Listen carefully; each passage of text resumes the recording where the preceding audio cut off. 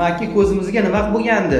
Oldin operatsiya bo'lgan bittasi. Keyin o ko'z taraf ko'rmay qoldi. Shu bilan sizlarni bilib, eshitib, shuncha keldi, xudo xolasa deb. Chap ko'zingiz boshqa joyda bo'libdi operatsiya. Ha. O'ng ko'zingiz bizning klinikada bo'ldi operatsiya. Ha. Ikkovining farqi qanday bo'ldi endi? Mana operatsiya jarayoni haqida bir aytib bering. Operatsiya jarayonida endi u doktorlar ham yaxshi, rahmat, chap ko'zni ochdi. Ha deb. Yani o ko'zi undan ham ko'ra yaxshi bo'lib ketdi, Xudoga shukr.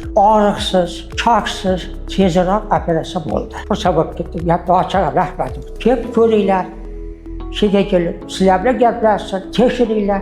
Yaxshi operatsiya qilib ketaversin, Xudo xolasa albatta. Oliy holatlarda ancha o'zgarish bor. 90-95% o'zgarish bor. Mana shu Iris klinikasiga kelinglar. Mana bir doktor ular bor ekan, odamjonligiga bilan hafaladi.